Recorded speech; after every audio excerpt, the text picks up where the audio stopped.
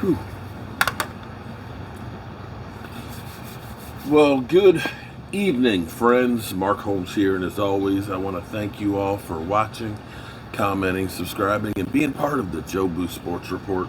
Without you guys, as well as you ladies, you know this literally does not work. Let me thank all the people who checked out my other channel, Joe Boo's Day Job. That is my woodworking channel / backup, okay? In life, you got to be prepared for anything and everything. You need to make sure you have a backup plan in case plan A doesn't work. In fact, this channel right here was a backup plan. I didn't know it at the time, but when my other channel went down, I just kept going with this one and slowly but surely built it up. And we've crossed now greater heights than we were with the old channel. The old channel got to 27,000. Well, we're here at 43 and still counting, so shout out to you guys.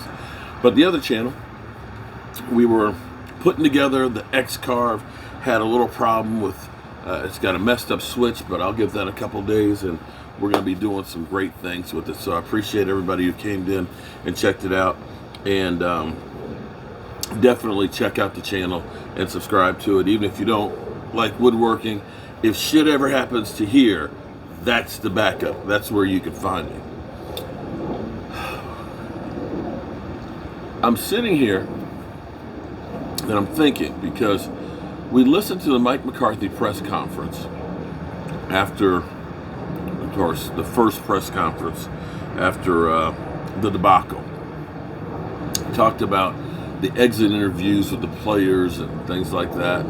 Talked about the players being nervous and, you know, basically it's Kellen Moore that's making the calls. And I'm sitting here thinking, in my mind, that press conference didn't do him any favors. Maybe I'm wrong. Maybe I'm salty about the loss. But after hearing the press conference, you kind of have to turn your head and say, wait a minute. Is this really the guy? The guy who's saying, I know how to win?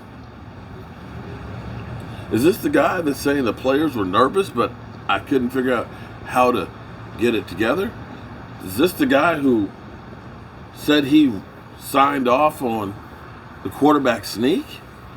Is this the guy who's had clock management issues all the way around?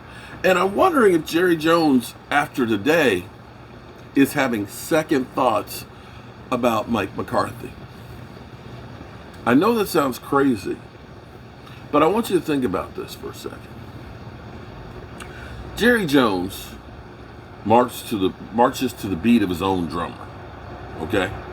In fact, Jerry Jones, he's his own drummer. You know, Jerry Jones will do anything and everything. I mean, he is owner and GM and everything else. He is the guy who fired two of the greatest coaches that the Dallas Cowboys may ever have, in Tom Landry and Jimmy Johnson. How you like to have that on your resume? You killed the two greatest coaches the Dallas Cowboys have ever had. And yet you kept Jason Garrett for 10 years. I just can't figure that shit. I just can't figure that shit. But here's the thing.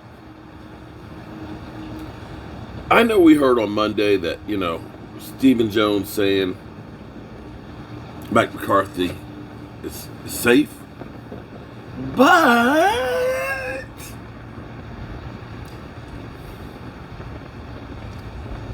But this is the same organization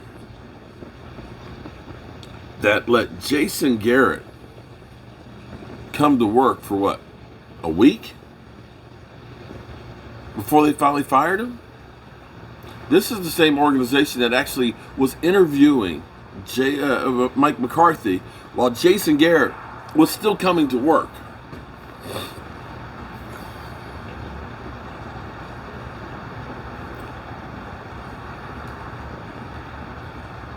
This is the same organization that waited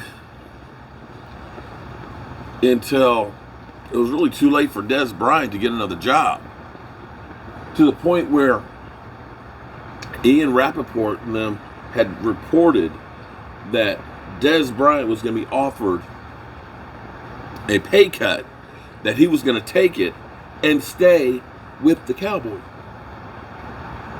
Which, that next day, he wasn't offered a pay cut. He was offered the door. So knowing that Jerry Jones has fired Tom Landry, Jimmy Johnson, why do we believe that Mike McCarthy is safe? Now, if I'm Jerry Jones right now, sitting here, and I'm not Jerry Jones, but I saw this press conference right here with a guy who says he knows how to win, but doesn't really exude. That's wrong. Doesn't really make you feel confident in what he's doing. He seemed kind of wishy-washy. You just kind of feel like something's not quite right. Then on the other hand, you have the Denver Broncos come to town to talk to Dan Quinn. You have Dan Quinn talking to, was it Minnesota today? You have now, because this is the killer right here. Here's the killer. You know how bad the New York stinking Giants have been. Now you have the Giants wanting Dan Quinn. That's all of a sudden starts hitting too close to home. And if you're Jerry Jones, you start thinking, or you should be starting to think, me keeping Mike McCarthy here and them getting Dan Quinn. Me keeping Mike McCarthy here and them getting Dan Quinn. The Giants getting Dan Quinn.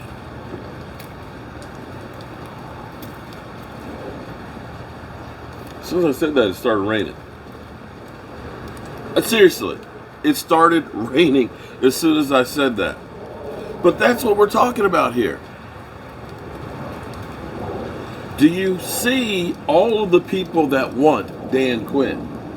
How many people do you think, if Mike McCarthy were available right now, would want Mike McCarthy over Dan Quinn? How many teams right now do you think want Mike McCarthy instead of Dan Quinn?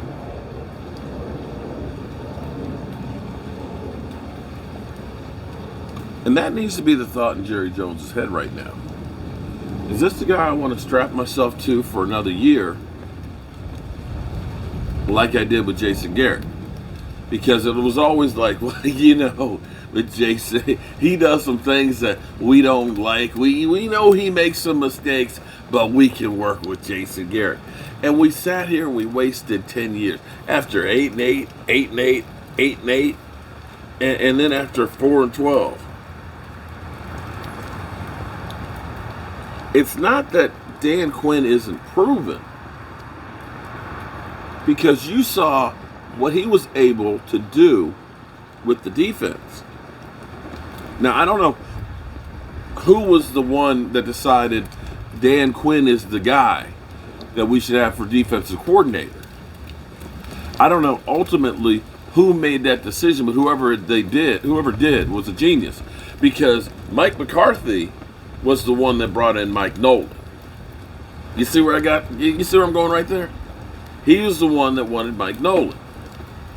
So now, if we do lose Dan Quinn, is Mike McCarthy the one that's making the call on defensive coordinator?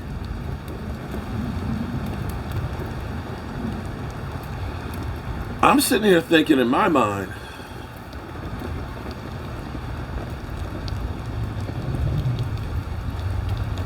maybe you really need to be considering saying, Dan, tell you what, buddy, here's the keys. Get a great offensive coordinator. And say, Dan, head coach, I want you to just take care of the defense. I want you to take Micah Parsons and make him the next LT. You tell me what you need and get this thing going. I got nothing against Mike McCarthy, but the answers that I got today don't make me feel confident that he's going to be able to turn this ship around and get us over the hump of the same shit that we've been looking at for 26 years. I just don't. From the time he came here and spoke about analytics, we're going to be the most analytically tuned team, to fake punting on your 20-yard line, to that Ben DiNucci game where you didn't say, hey, Ben, in practice squad, you got 6 plays you're good at. We're going to make sure you know those. No, we're going to go ahead and put in a whole bunch of gadget plays that you never practice and get embarrassed.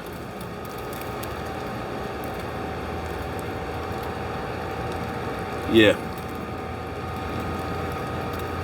I think that those thoughts, if you're Jerry Jones right now, you're having them.